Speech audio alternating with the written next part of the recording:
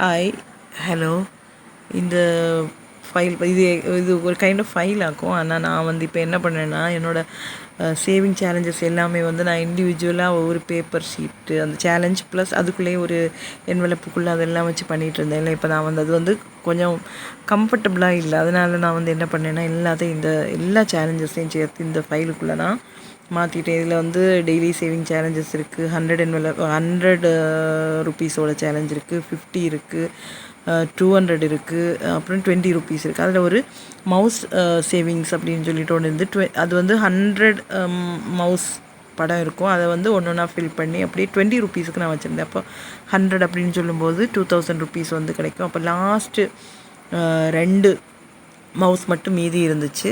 இப்போ அது பார்த்திங்களா, மீதி எல்லாமே நான் ஃபில் பண்ணிவிட்டேன். எனக்கு கேமரா ஃபிக்ஸ் பொசிஷனில் வச்சு எனக்கு அந்த பொசிஷன் கரெக்ட் ஆகலை. அதனால் பொறுத்துக்கோங்க. இப்போ இதில் 100 மவுஸ் ஹெட் இருக்குது.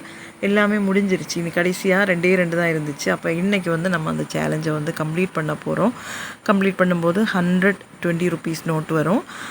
ப்ளஸ் இந்த 120 ருப்பீஸ் நோட்டுன்னு சொல்லும்போது நமக்கு 2000 ருப்பீஸ் ஃபைனலாக கிடைக்கும். இப்போ நான் இப்போ அதை கலர் பண்ணி ஃபினிஷ் பண்ண போகிறேன். அதுதான் இந்த வீடியோ. அது மட்டும் இல்லை, அதை நம்ம வெளியே எடுத்து கவுண்ட் பண்ணுறதுக்கு ஒன்றும் இல்லை. ஏன்னா 100 தான் இருக்குது. அதில் கவுண்ட் பண்ணி காட்டாததுக்கு மெயினான ரீசன் என்னென்னா, அந்த கேமரா ஃபிக்ஸ் பண்ணியிருக்க பொசிஷன் அது கம்ஃபர்டபுளாக இல்லை. அது மட்டும் இல்லை, கையில் பிடிச்சி நான் ரெக்கார்ட் பண்ணுறது எனக்கு கொஞ்சம் கூட கம்ஃபர்டபுளாக இல்லை. அதனால் இப்போ தான் கலர் இல்லை, அது ஜஸ்ட் அது அவுட்லைன் மாதிரி அதில் பண்ணுவேன், அவ்வளோதான். இப்போ நம்ம என்ன பண்ண போகிறோன்னா, எல்லா 20 ருப்பீஸ் நோட்ஸையும் எடுத்து வெளியே வைக்க போகிறோம். இது இந்த 2025 எனக்கு நான் முடிக்கிற மூணாவது சேலஞ்ச் அப்படின்னு நான் நினைக்கிறேன். இதுக்கு முன்னாடி ஒன்று முடிஞ்சிருது, அது ரெக்கார்ட் பண்ணி வச்சுருந்தேன். ஆனால் நான் இன்னும் அது வீடியோவாக போட முடியலை.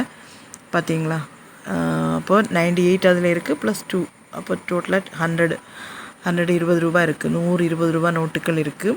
இது எல்லாமே எனக்கு குயிக்காக முடிஞ்ச ஒரு சேலஞ்சு. ஏன்னா 20 ருப்பீஸ் எல்லாம் நம்ம சேவ் பண்ணணும் அப்படின்னு நம்ம சேவ் பண்ணோன்னா ரொம்ப சிம்பிளாகவே நமக்கு இந்த சேலஞ்சஸ் முடிச்சிடலாம். இதுவும் நான் போஸ்ட் ஆஃபீஸில் போடலாம் அப்படின்னு நினைக்கிறேன். போஸ்ட் ஆஃபீஸில் போட்டுட்டு இப்போ கோல்டு பயங்கரமாக விலை எகிரி போயிட்டுருக்கு.